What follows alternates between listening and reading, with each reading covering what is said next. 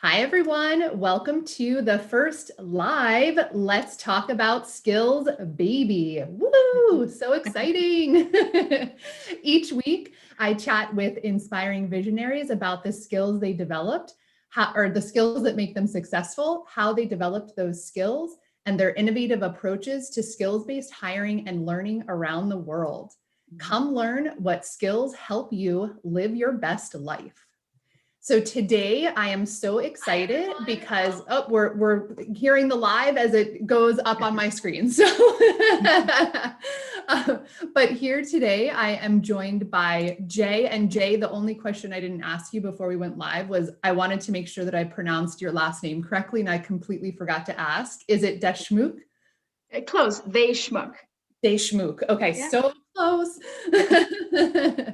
But you guys, Jay is an award-winning architect with over 20 years of experience. She is recognized for thought leadership and design excellence in institutional architecture of varied scales in Canada and overseas. She leads the design, strategic thinking, and planning for educational, civic, and healthcare projects and engages meaningfully with clients, stakeholders, and authorities to define and implement the strategic vision of the project through place-centric design. She has experience in both design and project management for new and existing structures of varied typologies, scales, and complexity. She is deeply engaged in the arts and design community in Toronto as a member of the Board of Trustees at the Textile Museum of Canada and as a frequent guest critic and lecturer at design schools. Jay, thank you so much for joining us. Oh, thank you so much for having me. This is exciting. It is my pleasure. I am really excited to dig into the research that you've done on the post-pandemic college campus. I think this is just such an amazing topic, and the points that you brought up were so fascinating. But before we dive in there, I know I kind of gave these wonderful highlights, but tell us a little bit about you. How did you end up at IBI Group where you are now? How did you end up in Toronto? These are good questions. So yeah, I'm originally from Bombay in India, where I studied architecture, and I studied architecture because it was a confluence of art and design, and to the topic we're going to discuss, left and right brain. And so I did my original undergraduate degree there, and went to the United States for graduate school, actually in North Carolina, and honestly thought I was going to be there for a couple of years. I will not declare how long it's been. It's definitely been a long time. And I focused on design research, actually. So the strange thing is that I've sort of come back to doing deeper design research all these years later, partly because of the participatory design model that I was exposed to there in North Carolina. I lived and worked there, and then New York City. And just, some of it is circumstantial. The firms I worked for were deeply engaged in the community and were very frequently working with K through 12 and higher education. And I discovered that that's really where my heart lay, this kind of public structures, this notion that, architecture has the power to shape life, and that you're co-creating with people who are going to actually use the spaces, sort of beyond the gorgeous photographs that I have to say as an architect I enjoy. So after that, sort of life is going to be framed in the spaces that we co-create together. And so that's where I stayed. So I lived and worked in New York City for a while before moving to Toronto, partly because I followed the person in my personal life. So that's what brought me to Canada. And I've been, again, continuing to live and work here in very similar firms. IBI Group is a large firm that I've been with that really brings design and technology together. So that's what's been interesting. I'm part of a group called the Global Learning Studio. And we have colleagues in multiple places around the world, really, but more in the US, Canada, and the UK. And we're discussing our projects from K through 12 through higher education at this moment more than ever. Of course. That's the sort of synopsis of where I'm at. Definitely. And I know we talked a lot about this, well, for the few minutes before we went live, but just this combination of design and technology. And actually that was the piece that I kept thinking about as I was reading your article, was that it was just this, what you're discussing really is this combination, this diversity of thought, like this whole maybe other way than the traditional way we've been thinking of in terms of the college or university experience that I found really fascinating. It just got my wheels turning a lot as well. Yeah. Yeah, I think so. What the biggest thing that one is learning is that, and I think this has been discussed by many people about the pandemic, that several trends that were already in play are getting accelerated, right? No matter what field one is talking about or what space.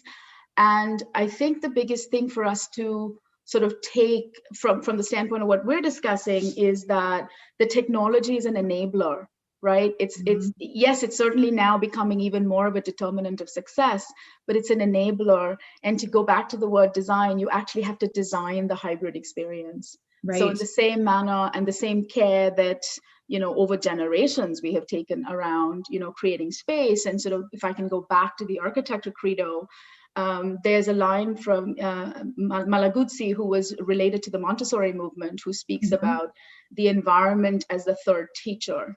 And, you know, so, you know, architects live by this credo, this notion that we are part of that learning journey, and that we're either fostering or at worst hindering, right. You know, how an interaction takes place, and therefore the kind of learning outcome. So if we translate that now to kind of the hybrid discussion that's being had at most campuses around the world, then you're also talking about virtual space. So you'll actually have to think about the virtual environment, and we have to sort of really go deeper into it, right?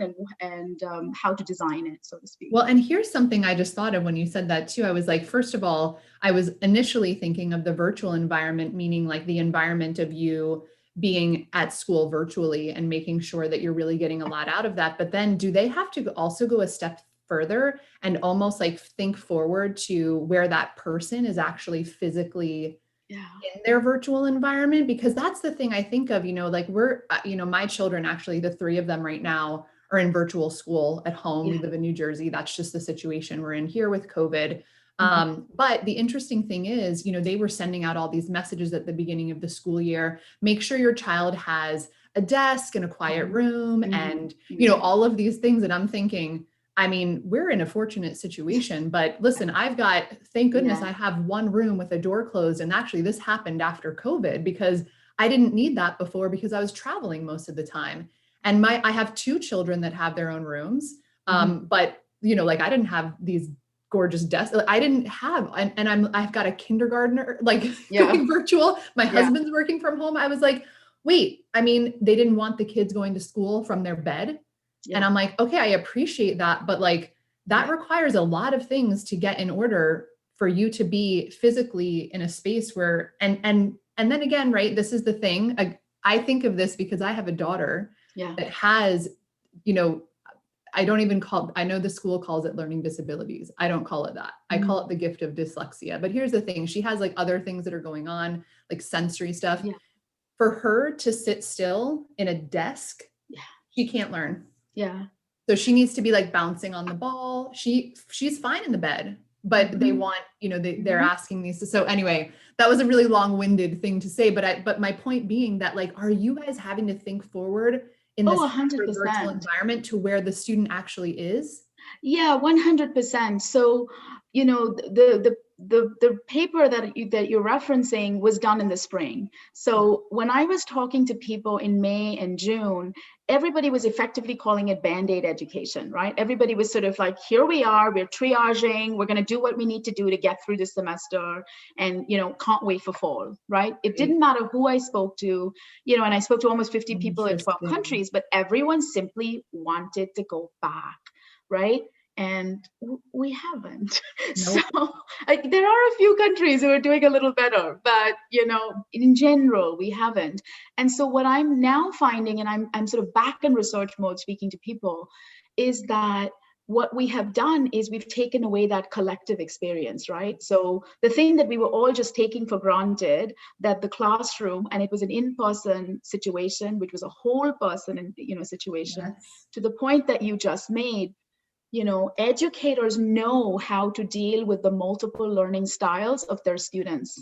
You know, experienced educators know they can read a room. They don't need everyone to be the person who's gone unmute and turned on their camera to be present, right? They can see the silent student, they can read the person who's sort of nodding off, they can relate to, and they can sort of deliver the right education for the students. And that's what's happened, is it's gotten flattened and fragmented. So to your point, we're now asking our homes, right? So I'm sure everybody's gone through all the stuff about DIY and people running out of lumber, but or stores running out of lumber, right? I've seen that. I First know. was toilet paper, then lumber. So, everybody wanting the deck, everyone's super envious of the Californians who are able to, talk to you from their back deck. But your point that the inequity is far greater now. So every person's home space. So you were mentioning your children are in, virtual school. Here in Toronto, my kid's a high schooler and he's able to go to school once. He goes every other day in the mornings, right? And we've got our fingers crossed that here comes second wave, how's this going to go? Right. But I can tell you anecdotally that this 25% engagement with half a class, they've completely retooled how they're teaching. The kids are behaving like community college kids. They're doing only 2 courses. Yep. You would think that, kids who are going to do 8 subjects for the whole year, suddenly being asked to do in compressed space of time 2 classes. How's, again, first of all, the kids are adaptable, at least on the face of things. True. That engagement for even a short time has completely changed his motivation, right? And allowed me quiet right now in the house. So it just so happened, it worked out well. So what I'm trying to say is we are going to need these different modalities. By being present, by having engagement with his teachers, with his fellow classmates, he is able to take that energy back and deal with the synchronous, what he's going to do in the afternoon. He'll be doing what you and I are doing. And, he stays engaged. He is effectively in student space, even back at the house. Yeah. Which was not really possible when he was, in the spring, when everybody was sort of left to their own devices and effectively their own motivation. I mean, motivation is a huge, huge part of learning, right? Yeah. So, yeah. Yeah, no, I can completely appreciate that, because you're right. It's very different. That what was happening for our virtual school situation in the spring looked very different from now. They just weren't ready for it. And I mean, we all have to appreciate that. Yeah. But of course, it's funny because I'm guessing that you were thinking the same thing I was thinking back then. I was like, this isn't, like the schools are just realizing this now. Yeah. That's kind of what I thought. I was like, yeah, we probably should have been thinking about this before anyway, but. That's true. And definitely, the schools, I think, had an even harder time because, again, within K through 12, there's a far greater discussion that you need the students to be there. Of course. So, the youngest of the youngest, even more so, there's a lot of real concerns around reading skills and math skills for, K through 5, I would say, particularly students who are learning to read. So there's a lot of discussion around, can you teach reading the way you and I are doing, for the youngest of the young. So, universities that had distance education were able to use some of those skills. But again, back to that notion, because, technology, again, has been making its way into the classroom for a really long time. When the pandemic hit, I was about 4 months into leading the design of a health sciences building, a campus actually, that was bringing together 5 schools of health sciences in the city of Ottawa. A very exciting project. It was, really fantastic from the standpoint of these 5 schools that were quite disparate and had been sort of spread out across the campus, coming together for the first time. So you're going to hear this theme over and over, this notion of intersections, this idea that multidisciplinarity needs people to engage. And again, it was health sciences, so it was very technical from the standpoint of the teaching as well as research requirements of individual professors, right? Suddenly you go online. I have 26 user groups that I'm talking to like this to design a building, right? But a lot of what they're going to do with their students requires the hands-on piece. But then there are other elements, so which may be better delivered, or not better or well delivered online. Right? So I think that's the place where most people are now. So where in the spring, everyone was just sort of reacting and trying to do what they needed to do. You definitely can see that over the summer, A lot of time has been invested in trying to improve it. And it's, varying degrees of success, right? For some people, they've simply translated the physical scenario, like the curriculum, and just try to shift it to virtual space. Whereas others are trying to rethink. And I think with each semester, it'll get, exactly. There's like little shifts to make. I totally agree. I mean, unfortunately, we all would love to be able to just like flip that switch and it's what we envision. But there are, at least they're, they're trying and they definitely can just keep reiterating from there. Yeah. So tell me a little bit about, I mean, I've read the article, but for everyone listening in, tell us, like, give us the top layer of what are the pieces that you're really recommending? Because I think it's just extremely fascinating. And the interesting thing about this, I know some people might be wondering, like, what does this even have to do with skills-based hiring and learning? This actually has a lot to do with it. And just as we described this sort of design technology combination, this is really like future of education. This is a huge view into that world. And I loved the recommendations you're making. So give us just that like rundown of what these recommendations are. Yeah. So, I mean, in a sort of, I could go on about this, but the simple point is that in a way, we've all been forced into rethinking the things that we've been doing for a really long time. And again, at the heart, what's happening is that, I mean, at this point, we're talking post-secondary, what is the meaning of college? Why does anybody go to university? What is the promise of it? We've been talking a little bit about sort of mass education learning styles, but even for the individual, what motivates a person? And for the longest time, we have used the degree, right, as a kind of frame for our adult lives. You get introduced to people this way, and then we make certain inferences on the basis of their educational kind of qualifications. And again, we've been talking about, back to your skills question, we've been talking about lifelong learning for a long time. So for more than 10 years now, as an architect, we've been talking about, creating spaces that teach students how to learn, not what they're learning. I mean, obviously curriculum matters and knowledge matters, and there's a kind of knowledge acquisition piece to most programs.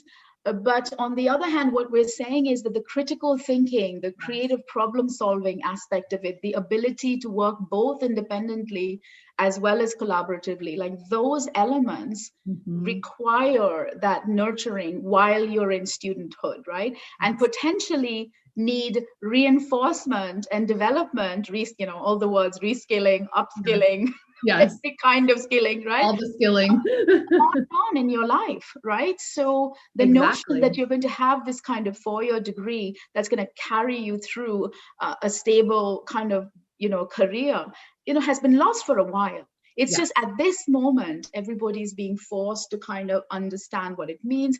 I mean, I've talked to people who've talked about the death of campus, forget the death of campus, the death of university, right? So are we all going to, at the very extreme is the discussion around, are people simply going to have a kind of a skills wallet, if you will, right? And then you just sort of keep on adding new currency into it, if you will, based on, again, this next topic, which is jobs, being able, essentially, is university preparing you to be an adult, a global citizen, a thinking individual, or is university essentially preparing you for work and the ability to put food on the table and to sort of thrive, as an engaged individual in the world, right? So two very different things. And for most people, both, right? For most people, they would tell you that, well, I needed to do both.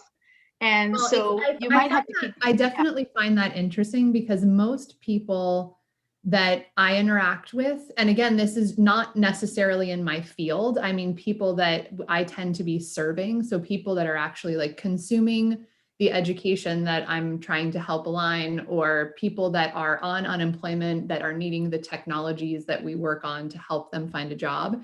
The majority of people that I talk with, they see education and learning as a vehicle towards a successful life.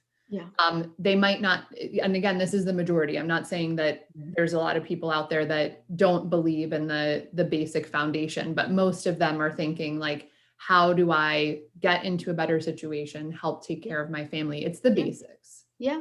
And I think that's totally valid. And to be honest, again, the instability in the economy in most parts of the world, forces that even more to the forefront, right? So there's all kinds of other elements around, the robots are going to take all our jobs, and here comes AI, and these moving, manufacturing jobs moving away. So is it community college? So I'm talking about a whole array of different things which bring you back to the notion that an individual, I'm probably in the last sort of range of people who went to say, I went to architecture school and I'm an architect. How many people are going to be able to say that, right? And so the weird thing in my profession is that a design education actually prepares people with a really large array of skills. And in fact, oddly, long before the pandemic, in the United States, the statistic runs that more than 50% of graduates from architecture school are not architects in the rest of their lives, because they have a certain skill set that they can leverage. Now, there could be a whole other sort of discussion on the profession, but that's not the point I'm making. Right. The point I'm making is that foundation. Skills. Exactly. And then again, because this is a profession, the notion that you have to have continuing ed in order to keep your licensure, for instance, exists. So there are many different fields in which this notion of continuing to keep your skills relevant, your knowledge relevant, is an old idea. Exactly. It just has tended to mean that it's deepening your ability within what you're already doing. Whereas now we're saying that, maybe you're going to do something completely different, and maybe you're going to sort of turn around and take on a sort of a different life. And that for each of those intersections, will you go back to school for an intensive period?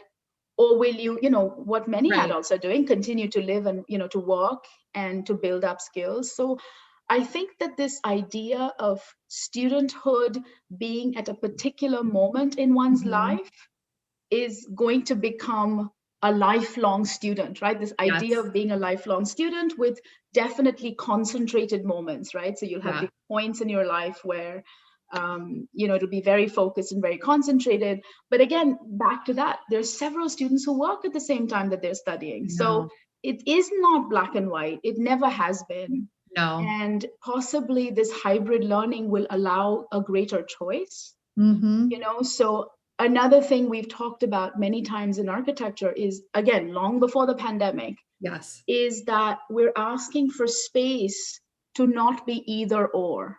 So I'll give you an example, the constant discussion on the open office. Is it good, bad, So the answer is often both and, not either or. It's not that you need the enclosed office, and it's not that you need to be outside. It's more activity based. Sometimes you need to concentrate, and sometimes you need to collaborate, and your job description might sort of lean one way or the other. And I think that's true in many different scenarios. So true.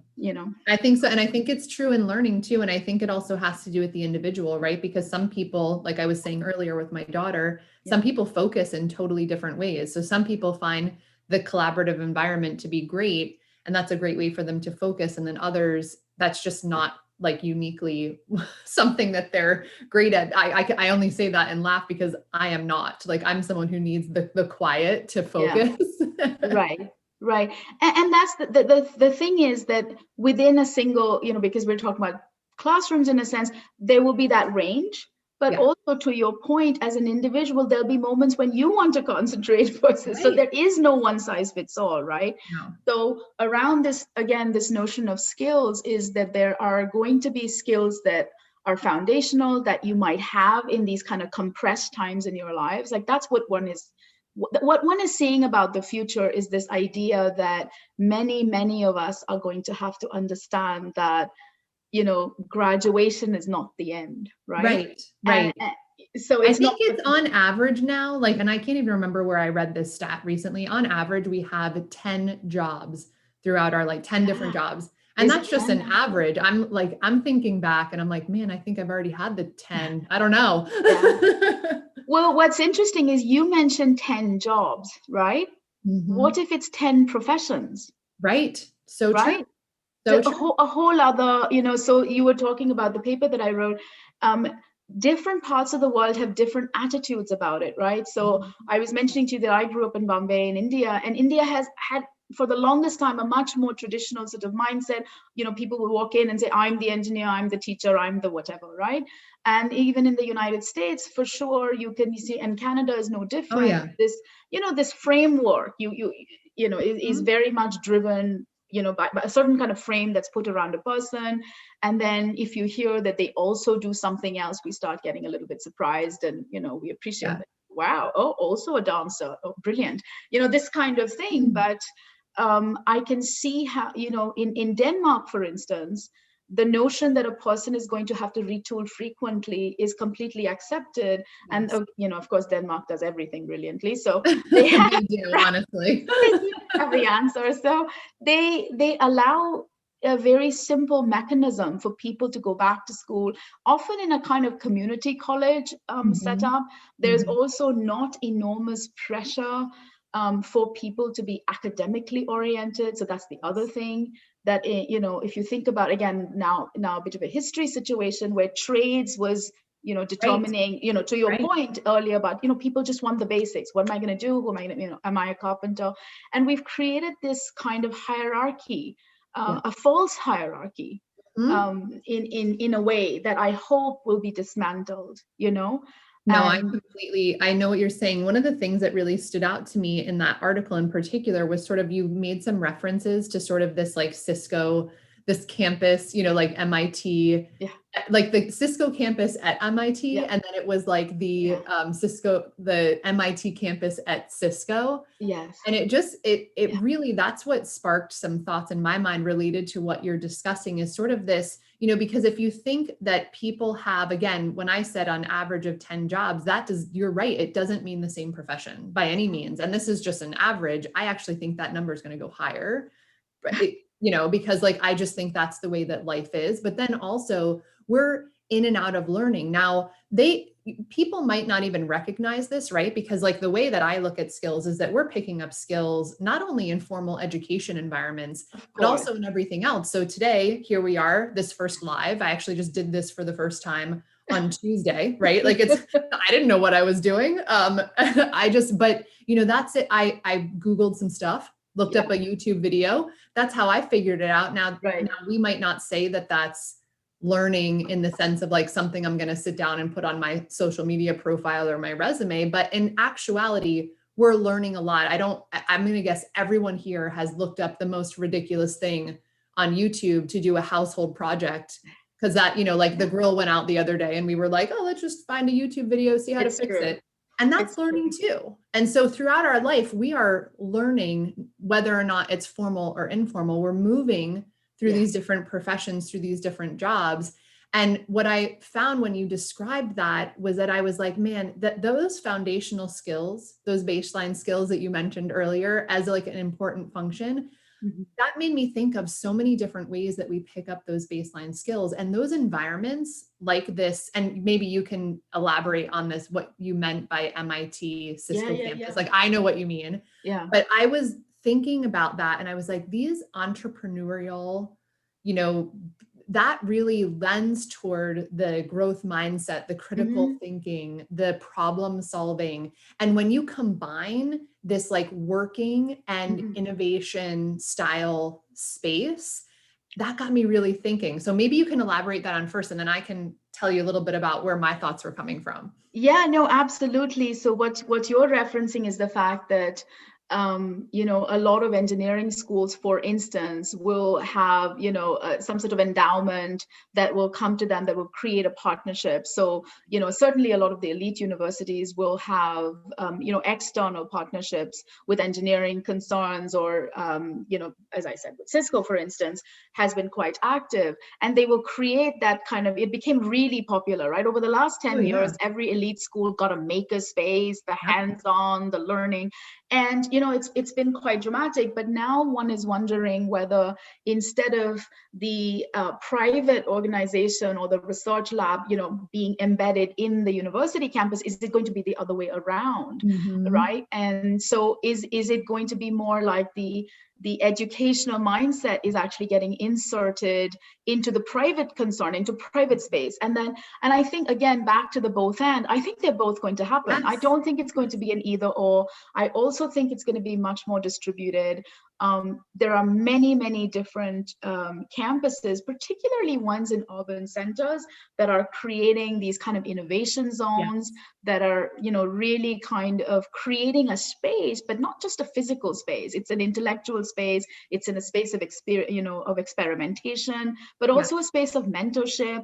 It's, yes, a space of we're all in this together, because, you have this kind of idea, the classic, oh, I'm in my garage creating something. And on the other hand, I can think of one here in downtown Toronto, where they've got it, overlooking what's the kind of Times Square of Toronto, right? So, yes, right in the buzz of the city, and this place where everybody's intersecting, and they may not actually be working with each other, but because they are together trying to create something new, yes, it gives them a different platform. And so I think that relationship, similarly, again, with university education's not being so straightforward. So, for instance, when I was in university, you had to do a semester of practical training, okay, where you were sort of placed in the architect's office, right? Yes, of course. As part of for graduation, you actually, yes, had a term.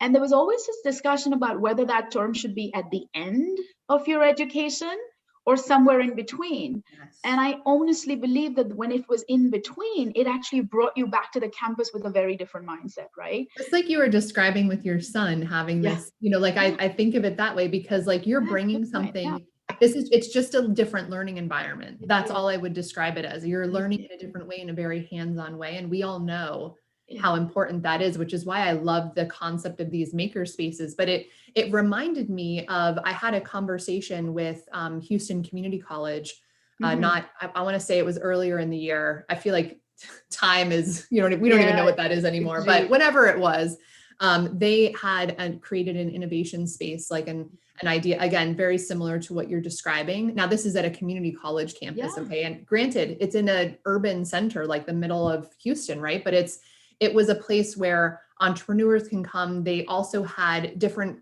areas where they would teach courses, like the 3D printing lab. Yes. But then they also had spaces that were geared towards parents. And this is what I love about it. So they had children's spaces, almost like, think of like those Lego playgrounds or whatever, but like spaces where they were hands-on. And it was, again, this is just like Legos, Play-Doh, 3D printing, like just things that you can play with and learn. And they mingled spaces. Yeah. And when they described this, I found this really fascinating, because of course they were saying they were learning, and I've heard teachers say this often, like they were learning just as much of interacting with adults as well as play, learning, interacting with children. Yeah. And I think the concept of this, and the MITs of the world, the Stanfords of the world, like, of course, right? This is, but what I really think of is this community center that makes learning not like these highly intellectual people. And I really want to say that, because I think that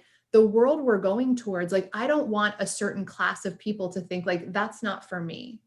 I'm not that, style. I'm over here. I'm just like in construction. No, like life is not, it's a very fluid. The concept of learning, failing, all of these, like the critical thinking skills that you have to build, that I think our society in general, globally too, because collectively what's going on right now, are more accepting of this. And that's when I thought of those two things together, your description, and then me like bringing it to this concept that I heard at this community college, I was like, no, this is for everyone. And actually the cross mingling of people from various backgrounds actually leads to additional innovation. It's a huge plus. And if campuses start to rethink how learning is happening and not make it so like hands off, it might be really fascinating what could happen and how they could reuse space. 100%. I mean, you've really hit upon something here that coalesces several different ideas. One is breaking down this hierarchy that you've already hit upon, which I won't go on about. I think that is incredibly critical because, again, the inequities that are being stretched, and there's a lot of talk. We speak about the death of campus or the death of university, but we know that the elite universities are going to be fine. We know that those reputations are going to endure. It's everything in the middle. And to some degree, it's also the smallest ones that are incredibly community engaged that we think are going to do okay. It's everyone in the middle that's not differentiated, right? And so to your point, another idea that this really coalesces with that's broader is the notion of city as campus. Yes. And so this idea that they come together, and a third one, which is the 15-minute city. I don't know if you've come upon that. Oh, what's that? So it, again, yet another thought that's been around for a really long time. I mentioned that I moved from New York to Toronto. A very famous American writer, Jane Jacobs, moved from the Greenwich Village to the annex in Toronto. She was sort of leaving New York City. She had an enormous impact. She wrote this book called Life and Death of the American City, which is incredible. And she talked about, people, the life of a city, what makes a city vibrant, what makes community, etc. And where I'm going with this is these ideas have been there forever. The notion that the neighborhood matters, the notion that place creates community, intersection, all these things that you've talked about. So the 15-minute city is what, in a sense, we're all living right now, right? So when the commute has been taken away, successful neighborhoods are those that you can go to the grocer and you can go and, and you're not completely relying on the online shopping experience, for instance. Right? I'm going to forget the quote, but somebody who said, when I want to buy an envelope, I go to the store to buy the envelope. I believe it was Kurt Vonnegut, actually, who talks about this, where he said, I don't want to buy, I don't want to buy it online, and I don't want the box of 100 or 1,000. Right, I want to go talk to the person, speak to the person in line, etc. So if you start talking about those intersections, is it the public library that gets reimagined? Right. The American landscape is based upon the 5-minute walk to elementary school. So if you think about that, you've got all these elementary schools that in the evening, can create all kinds of different spaces for the community to come together. And when I was designing schools in New York, for instance, this was always a consideration. I love that. It was always a 16-hour school building. It was not. I've actually been to a ton of events at schools in New York City that were business related events, and we were actually mingling with the students. That was the best part about it, is because you got that fresh perspective. Definitely. And again, to your point, once again, about bringing together people who wouldn't otherwise cross paths. At this moment, this is one of the biggest things that we're losing, right? So the grand university experience is often suddenly being cheek by jowl, or in the dorm hallway, or in between, being around people that you wouldn't otherwise be around, and then effectively accruing a sense of global citizenship, right, through that debate, through that discussion. And in the beginning, a lot of the immediate response to the pandemic and virtual education is everything that happens inside the class, right? So people have spent a lot of time trying to say, how do I deliver philosophy online? And how do I translate the interior design studio online? Or can I teach chemical engineering online? But what about the spaces in between? Because as much learning is occurring in the spaces in between, the kind of connective tissue of physical as well as interactive space, right? That is much harder.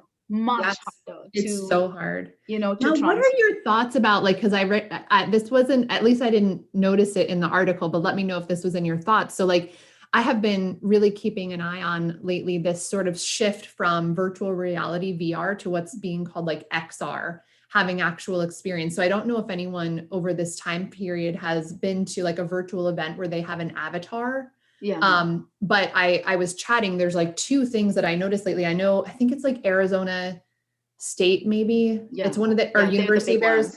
Right. They just announced something, but I was talking to a firm the other day that was just, sharing this new updated version. It wasn't the big Oculus glasses. It almost looked like just my glasses. Amazing. I wonder what you think about that, because this puts on there's times that I think, at least I'm having two thoughts about this and I can't really wrap my brain around it yet, but I was like, wow, there's certain things that we consider only in-person learning experiences. And like, if you're training to be a surgeon, as we were talking about before, you're like, I really want you to be in there doing it because I don't want you to be, but then when you see it, like I was actually experiencing someone build a house virtually. And I was like, it was like building a house. Like it was, I have never seen, it was so realistic. And I was like, oh my gosh, I was starting to envision, like, could this actually turn into something that is so in fact real, that you're practicing just the same way you would in person. But then I also was thinking of that other side of things, like you just described, this sense of community and talking to people and not being so isolated, where, I think you're right, the end both, but, or whatever you said. The outcome. Yeah. No, this is an excellent point. Again, yes, definitely AR and VR has been around. And again, as an architect, I'm putting those glasses on my clients long before COVID, right? And allowing them to kind of experience a rendering and feel like they're in the space, because often what we are doing in architecture is asking people to make enormously large decisions on the basis of something that we just cannot demonstrate to them in full scale, right? Yes, even the most fantastic renderings will still be flat, and this sort of helps you. So to your point, I think this is, the jury is still out on this in most cases. Definitely, because we're all looking for engagement. There are certain scenarios where the unflattening, if I can call it, of the experience definitely allows for deeper engagement and for exploration, let's say. So attention span is terribly important, right? So if you're allowing people to get deeper engaged, you're kind of getting something out of it. So for instance, my firm is involved quite strongly with NOMA, which is the National Organization for Minority Architects in Los Angeles, and they do a design camp for high school students, right? Very much hands-on. And they had to do it virtually, right? So they sent kits off, and the students were dispersed, and they did in their homes what they would have done together, etc. But they still created these projects, and the culmination that was deeply enjoyed was that IBI sort of created this virtual exhibit that was a three-dimensional space, and it was a more conventional way of displaying work, and the students were there, and people were walking through as though in a gallery setting, and this created deep enthusiasm. It created a sense of camaraderie, of wondering, of discovery that was deeply engaging. Now, can that be extended to every situation? One is hearing about conferences doing similar things. Right. So again, instead of the flat website, because it's still all virtual. Right. I think, we asked that question, we create three-dimensional buildings, models. Right. So if my building, like I mentioned, the health sciences building, would it make sense in fall of 2021 for that virtual space to then get engaged with technology like this? And would that somehow deepen the engagement? I think to some degree it might, but as we were saying earlier, the designing of that is going to be the key, right? So again, the technology can bring a lot of tools to the table. It's how those tools get used in order to actually deepen the engagement and for them to have and I think that's going to take a little time for us to see, how well that functions beyond the event. Because I think for events, it works great. But if you're talking about a whole term, then you're actually looking to see somebody's knowledge expand, or, you were saying about building something, we're talking about dexterity, right? So within learning, there's sort of thinking, doing, feeling.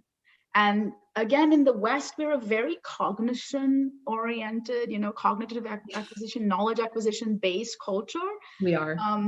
And so we know that more and more people talk about feeling and developing empathy and, being able to sense. And I don't mean feeling in a kind of touchy-feely way, although that's incredibly important, but more in a sensorial way. Exactly. So, it's like using all of your senses to see, to read, like you were saying earlier with the reading the room, right? Exactly. What have we taken away, right? I mean, maybe the not having smelly teenage, I don't know, maybe that's not.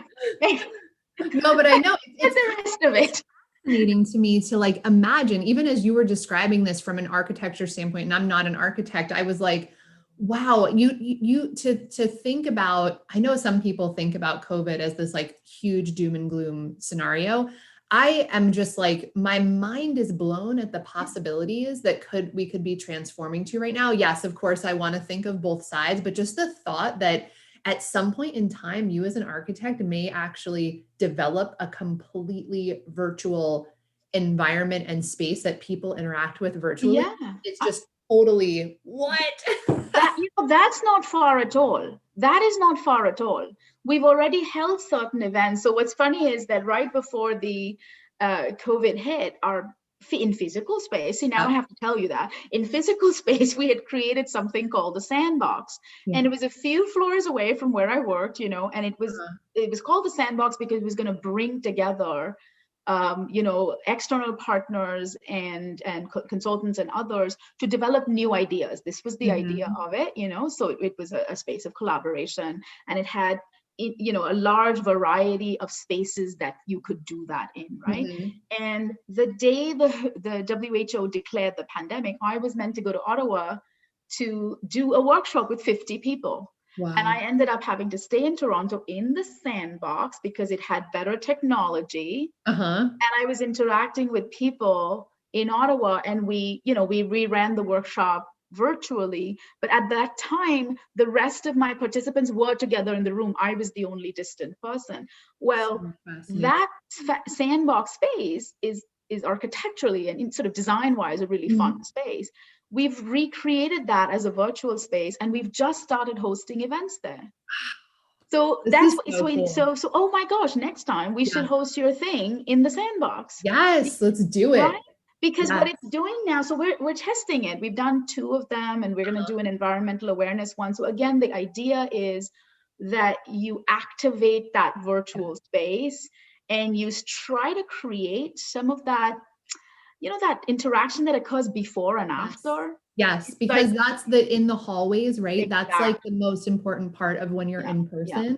So we're all experimenting, to be honest, back to what you were saying, the best part of what could happen for most of us individually, as families, as communities, as institutions, is if we can keep that experimental hat on, if we can do that. And if we're doing it at an individual level, peer-to-peer has become far more important, right?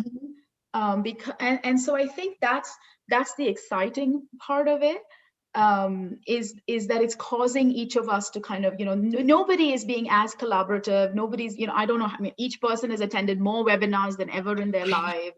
Right? It's like, I do agree, like we need to figure out a way around this part, because all of us, as we're sitting here on a live video session, that but it is hard to get to everything, and there's so much now. I'm sure that there's going to be a lot of innovation around this, but it's interesting, like I just want to say, when you were just describing this whole new potential virtual event situation and more, I was also thinking about all of the new jobs, companies, everything else that's going to create, all of the ways that people, as they might be doing physical space events right now, will have to retool themselves, learn new skills to be able to host a virtual event. These are the types of things we talk about, is this whole like that lifelong learning process. It's because of us seeing these little micro innovations throughout time caused by various events, but sometimes it's just naturally happening. And it's just very fascinating to me, just this whole concept of what that could lead to, even that just one example, the scale of that. Yeah.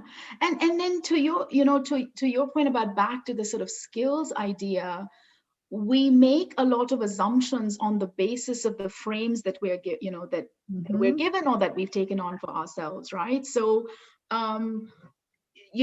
when you talk to me as an architect, you've already assumed there are certain skills that I have, and I will do the same for you, and we're all doing that for each other. And it really struck me, recently, because of other reasons, people are starting to put under their name, the he, she, yes, I actually I know this seems crazy, but I actually wondered why is that just so that people understand? Yeah, it's the whole, it's not assuming gender, right? So it's a Okay. kind of an expression that's coming, out of being able to say that I'm being explicit about it, because it actually comes from a place of accepting that it's not binary, Yes. right? So Yes. that's where it's coming from. Okay. But it almost sort of struck me that, are we going to now start talking about skills? So when you talk about a resume, back to what we were saying about jobs and work and how we define ourselves and how we put ourselves into this 2-pager, right? Keep it to Yeah, 2 pages. It's like, but I have more to say. I know. I know. Once you do that, I know like architects, for instance, will say previously, it would say skills, and they would start listing the software that they were good at. Interesting. And they Okay. would start putting, I slowly started seeing these graphic demonstrations of skill level, right? Where it's Interesting. like saying I'm Yeah. fluent versus learning in a language, right? Now I'm wondering if people are going to be able to have an ability to demonstrate, or I guess it's not even demonstrate, but you're just declaring it. It's declarative Communicate. about Like, I sort of feel like it's this communication right? layer. That's why I Yeah, really like the idea of these, what you called wallets earlier, yeah, sort of these like records that could live with you. yeah, I tend to visually look at that as like a backpack that yeah, you carry throughout life. And so just a very visual person. So I often have like a picture and a story that goes with something in my yeah, mind. yeah, And I look at this as like this backpack. And as you go throughout your life, you add right, skills to your backpack. And the right now, again, technically speaking, we're only able to add to our backpack from formal education yes, and yes, formal work experience. I yes, really want to see a day when the rest of our life experiences collectively, everything in our life can somehow be added to this, because I know, and I'm sure you think the same, like just being a mother, yeah. just that one thing, Oh my I am God, that's the such a same. better worker because of what I have to, like, just learning to deal with different personality. Like if you have, and I have multiple children, I have 3 children. To get, if in the day when we had to get out of the house, to get Yes. 3 children out of the house with clothes on, that in and of itself, like that level of like persuasion that you need to have. Course, an organization. No, absolutely. The question I have around this is again our ability to reliably measure, right? Yes, So where I yes. was going with that is that are we now going to start saying my skills are, creative problem solving? Again, as an architect, of course, that's what I do Sure. every day. I don't need to go and be taught that, right? Like right now, for instance, design thinking is having a moment, right? And everybody Mhm. needs their Of design thinking course. certificate. But if you went through a design education, most likely, again, a decent design education, I suppose, and then certainly in your work life. So are we going to start describing, critical thinking, collaboration? So, but the question I have is, how do you expect a reliable measuring of those skills, right? Because again, Yes. anecdotally, what you just Totally. said. I can say I have critical thinking skills, but what does that Exactly. mean? And Exactly. Do I you think totally there will agree be with you. ways to do that? Because I that's think, what the credentialing does, right? Like that's what the well, degree the tells you. credential right now, so here's the thing. This is why, to me, and this is again, I'm not, I can't promise that I'm right, but this is just what I'm seeing. So right now, the credential and authenticating the credential Mhm. says that you have been exposed to this. It Yeah. doesn't, that school, however they assess, or that learning provider, because right, Mhm. it's now it might not be a school, that learning provider may have some assessment that they perform. But Right. now we have to say that what happens over here, an employer would be willing to Yes. say, great. But what's happening is an employer is saying, well, that I just now know that you have this certificate, this degree, whatever. I need to assess you again in coming Yeah. in here, because I need to know that if what you learned as critical thinking is the kind of critical thinking that I need Yeah. in this environment. Yeah. So I actually think that right now it doesn't exist in the way that is actually useful, because no one's trusting of either side. But You. I do strongly believe that we're going to get there. And Mhm. it's just something, I think this is a huge part of this like learner and employment record to be Mhm. successful, is Mhm. to be able to really get at proficiency levels and assessments of skills in a way that all parties can trust Right. somehow. Well, And there's a lot of yeah. groups out there that are trying to tackle this right now. I've had a few on to talk about it, and this is a piece that I'm like super interested in right now because I think it's so important. Right. And you're saying that these groups are effectively living outside the traditional boundary of either campus or work, right? You're saying that they're in between. Yes, Does it yes. matter where they live? Are they more employed? Because I know, for instance, based in many other countries where you actually have, particularly technology companies are actually creating schools on their campus because they're finding that they might have engineering grads or business Yes. grads, who have the degree, but may not, to your point, may not have the Yes. specific skill set that they're looking for, right? Yeah. I think that we're Yeah, going to see a huge shift too. There's been employers have really been taking on learning and development, exactly. maybe not necessarily in the best way for many Right, of them, but I right. think that we're going to see this movement. I mean, we've always tried to, at least in my field, make these like, partnerships between educators and employers, but it's a very difficult process. I think, people need to be more open to that for sure, but a lot of employers are getting frustrated and just saying like, we're just going to do it on our own because we know Right. what our people need. Yeah, Um, and I do think that there's some, again, it's that and both yeah, situation where like I yeah, think people just have to be a little bit more open-minded about how this is going to go. But I do have a very strong feeling that more employers are going to be looking at this because they want to move faster. They want to focus on certain things that, a school can't personalize specifically towards their situation. right, And I right. understand that. And then of course they might be able to then create, really deep assessments in the way that they're Yeah, looking at people and understanding people and bringing them through. But I think the thing that I keep going back to, and the reason that I focus on this sort of like open aspect when it comes to these various layers of the ecosystem of hiring and learning is truly because if I build an environment here at at Cisco, and I'm like, this works beautifully at Cisco, but guess what?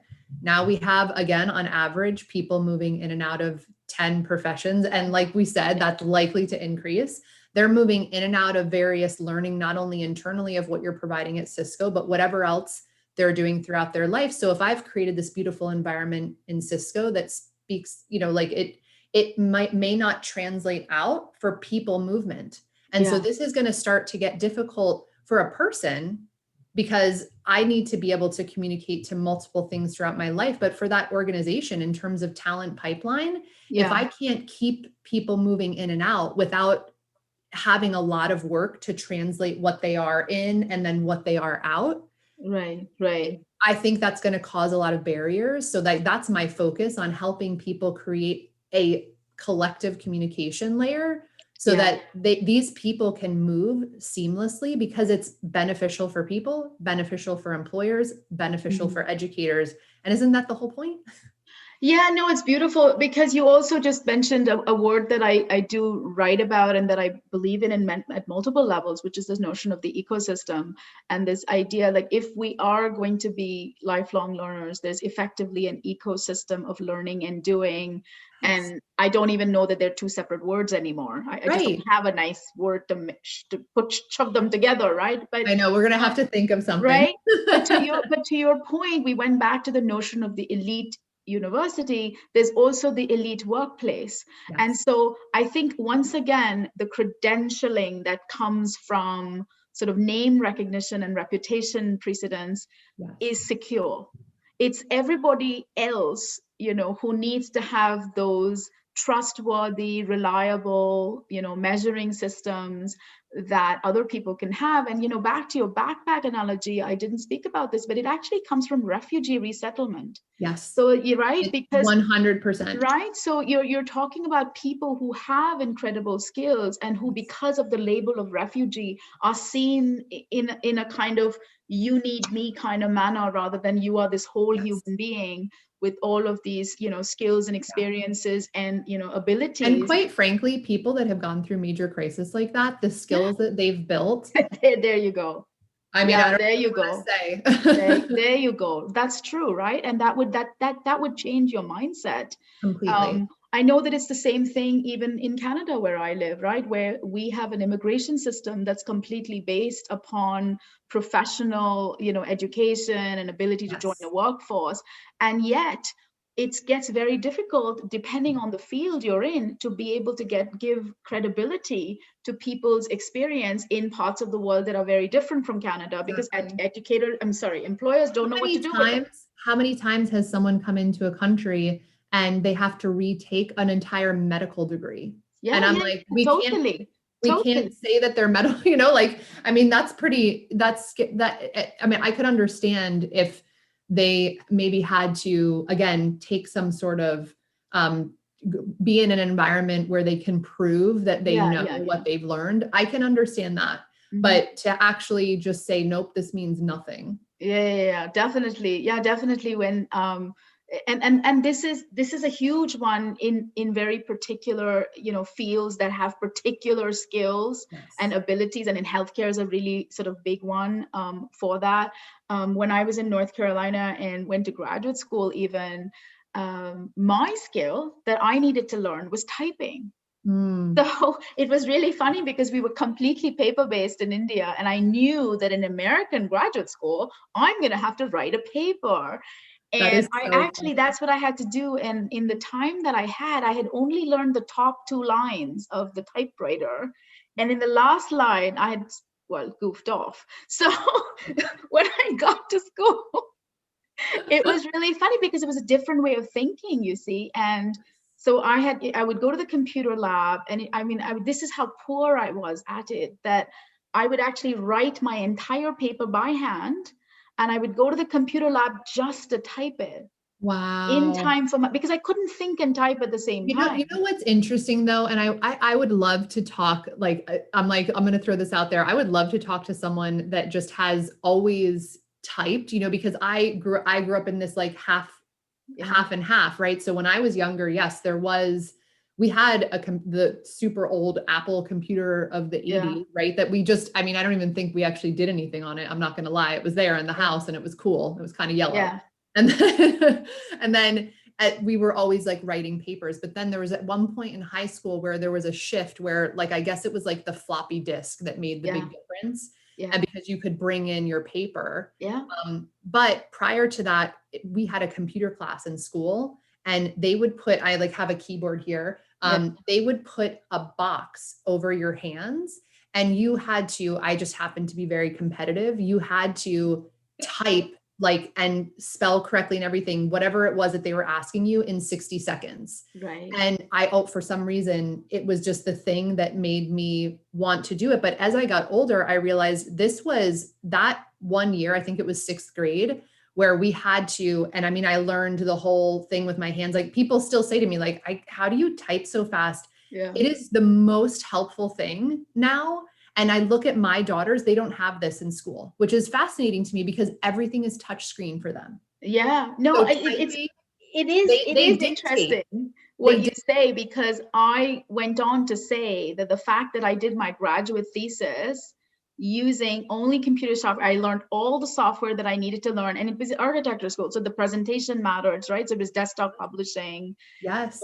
Just figuring out how to do all that. So in that 2-year course, I would say, back to your point about skills, the fact that I had gone from being totally paper-based to being able to put out a graduate thesis that was decent, in that way, was an enormous skill for me, right? And so you can definitely see that. On the flip side about hands-on, I insist that people draw. When I'm working with a group, the manner in which the body thinks while drawing, the space and time, because again, my profession is space and time related, right? So the way that you describe and sense space, and the way you think, what triggers in your brain allow you to draw a sketch versus move a cursor around. That's what I was going to say. Do you make them draw on paper, or can they draw oh gosh, the other drawing is not drawing, right? This is the point. Well, that's why I asked, because you could no, still you're right. and a device, and I have one that I do it all the time, where I'll like do a mock-up, I'll draw it so that I can send it off to an engineer. No, I think it's a very different mind space that you're using. Interesting. So, Okay. so it's also being able to draw three-dimensional space. So when I'm in Meet, again, this is one of the most frustrating thing. I mentioned my 26 user groups earlier on. Yes. The fact that I cannot draw them. So I end up, I've got my scribbly here too. So I start drawing them my response and holding it up. Then I photograph it and I send it in the chat bar because I haven't gone and bought myself a stylus yet. I mean, this is just minor. This is so minor. I just haven't done it because I like the pencil. So I'll sit there, I'll draw it, I'll use my colors, and then I'll send it off. And it's my way of communicating with the people that I'm working with, but it's also my way of thinking. And that's what I meant earlier, that when I was I didn't know how to think and type. But you know what it is when you're learning a new skill, you're so focused on that piece. If you don't know how to type, you're so focused on that your mind, like to then try to have your mind think of what you want to write and what but then once you probably mastered that skill, now then it's second nature. Because I think that's to bring it back to what we were saying about hybrid learning, virtual learning. At this moment, the technology is overriding the education at this moment. So if people are having difficulty with technology, they're not, but this is what I say, and this is an article that I wrote early on when this happened as well with my daughter. And it was about my kids going into virtual school and sort of these resilient skills they learned. So you're right. I was concerned that I was like, her reading is probably not getting better right now. I don't think they're teaching anything new in math, but guess what she learned? How to use a device, how to get on Zoom meetings, how to actually structure her own day, create a calendar, how to get her lunch ready. Cause me and her father, we're working, how to learn how to be with, her sister outside for the rest of the day with us, like unavailable. So I was like, you know what, you're right. There are things that if I focused on those things that she was not like that, just, we wanted, it's important, right? We want those things. But then I was like, if you looked at it the other way, you're right. It's not perfect, but she learned all these other new things that will 100%. Still help her be very successful in life. 100%, and especially if she learned time management. I mean, my God, if that's not an enormous, and self-motivation, right? Like exactly. I mean, that's just enormous. I think that's what it is, right? If we're able to pay attention to, the elements of the surprising things that we're all kind of doing. And if we can also give ourselves a break, I think both have to happen, right? So this is a moment of great ambition. And I think that those people who are ambitious and are tinkering, I mean, this design research that I did around the campus, I did it over and above, for instance, the building that I was designing. That was beyond, right? But because I was completely engaged, it was my project and off I was going. And, being able to talk to people around the world about their personal experiences was motivating in a way that was remarkable, right? So I think that's really brilliant, but then you also need the pause points. And I think that's the other part where you were mentioning a bit earlier that we're losing track of time. I mean, again, God willing, we will all be past this pandemic and we won't be in such an extreme situation. But I think that what is coming is a kind of hybridization, particularly in those parts of the world where technology access exists, right? Because the other huge thing that's coming out is the notion of the internet and access to the internet, very easy access being sort of like electricity, right? Like it should be a basic right, this, and certainly parts of the world can contemplate it. In many other parts of the world, the mobile phone is more important, right? So there's been phone-based education because you can't rely, right? I mean, honestly, even in the US, there are areas that we would call like internet dead zones, right? But they typically have mobile access.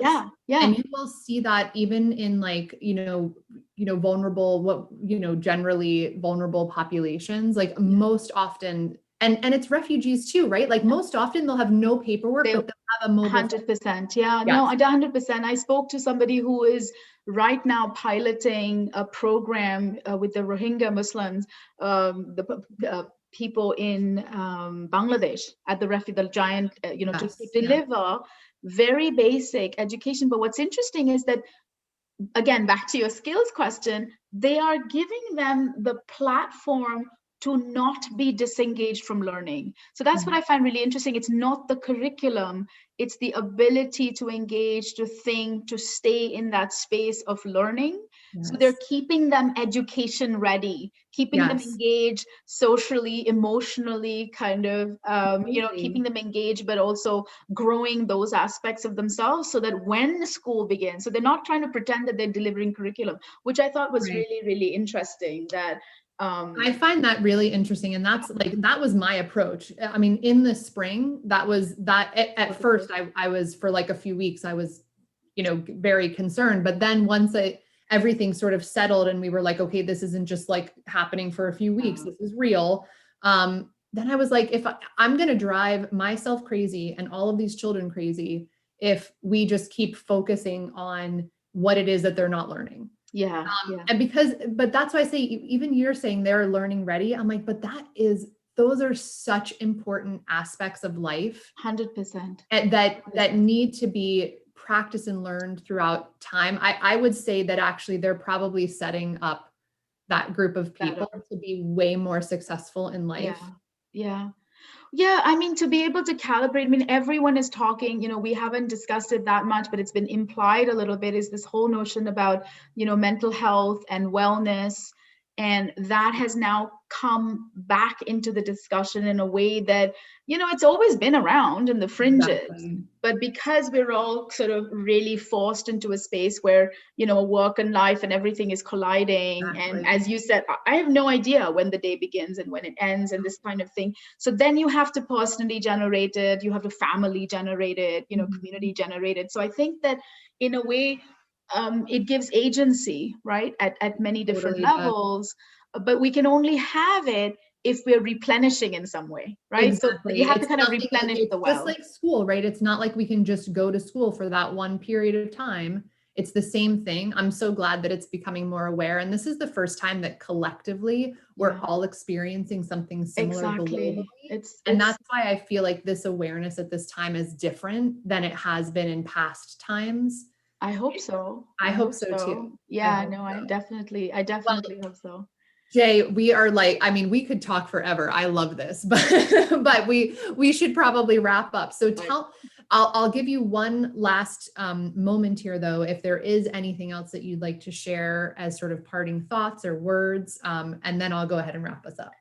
Yeah, for sure. I think what I want to say is that when the pandemic hit and we were all sort of collectively sort of switched to sort of separated, online universes, let's say, right? And whether it be education or life in general, we took it to be a sprint. For many people, we needed to see an end in order to get through this. And I think what's turned out is that we're discovering it's a bit of a marathon.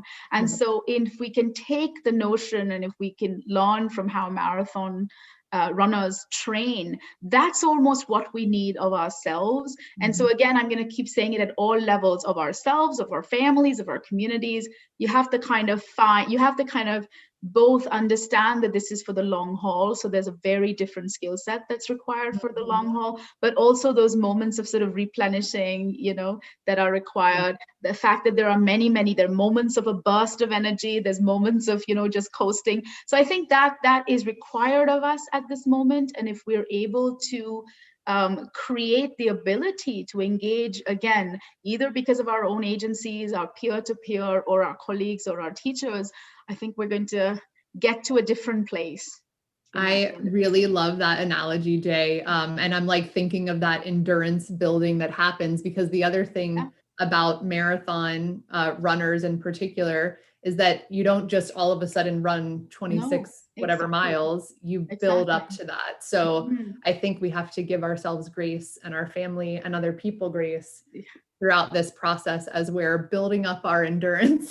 Yes, and hopefully we'll be resilient in ways we couldn't have imagined, right? It's so true. It's so true. Thank you so much, Jay, for mentioning that. And then for anyone who'd like more information about IBI Group, they are at ibigroup.com. And you can also find Jay on LinkedIn. She's also has, I'm going to throw out your Instagram account, Jay, because I looked at it. And for anyone who's super interested in the architecture side of things, she's at J_urban lens on Instagram. I loved it. Thank you. This is my beauty. It's my everyday beauty account. It's keeping me going. Gorgeous. It's gorgeous. It'll like keep me positive. So no, thank you. You guys check her out. She's doing some wonderful things. And then I want to thank everybody for listening in to the first live Let's Talk About Skills Baby. This was a lot of fun. Looking forward to doing this. I would love to get some feedback. You know, although we're on the YouTube channel live right now, this will also be pushed over to the podcast on Spotify and iTunes. And you can find me at Kelly Ryan Bailey on all the socials. Let me know what you guys think. Jay, thank you again. Hope you all have a wonderful day. Thank you so much. Bye. Bye-bye.